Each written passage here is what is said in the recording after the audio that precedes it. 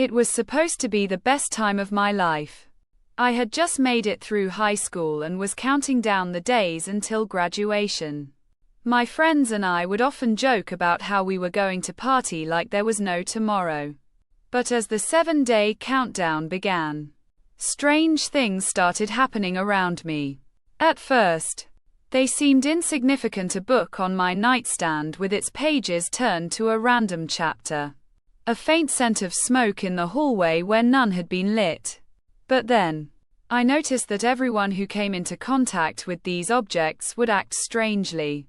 My best friend Emily was always one for pranks and jokes. But after touching the mysterious book, she became eerily quiet and withdrawn. She stopped laughing at my jokes and began to stare off into space as if lost in thought.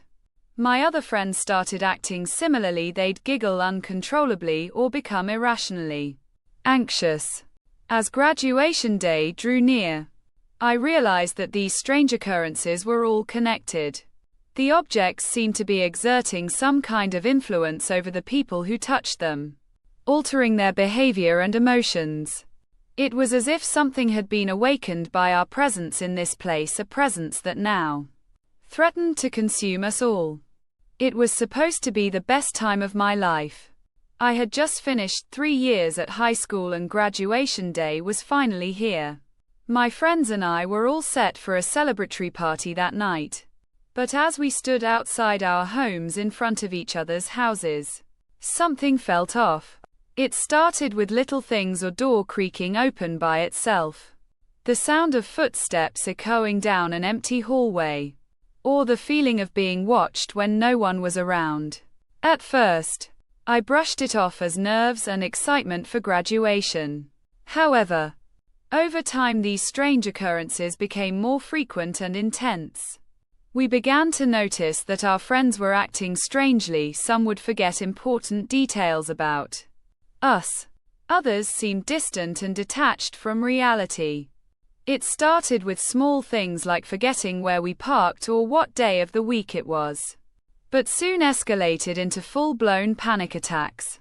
As graduation night approached, I realized that something sinister had taken hold of our group.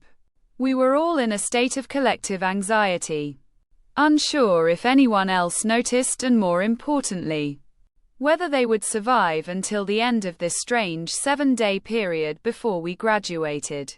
Would we make it through to the other side? Or would some dark force consume us all? It was supposed to be the best time of my life.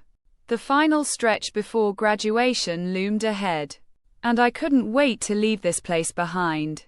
But as I walked through the empty halls on that fateful day, something felt off. At first, it was just a nagging sense of unease, a feeling that someone was watching me from the shadows.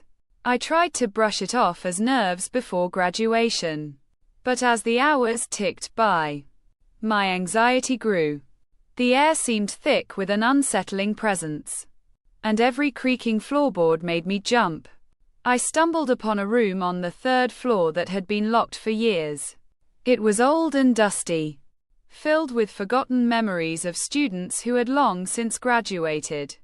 But as I entered, I realized it wasn't empty after all.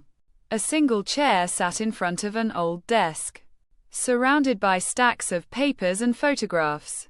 And then I saw the name on a piece of paper. "Congratulations.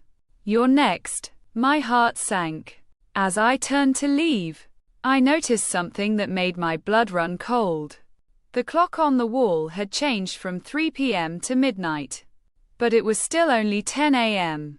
Time seemed to be warping and bending around me, trapping me in a never-ending nightmare of uncertainty.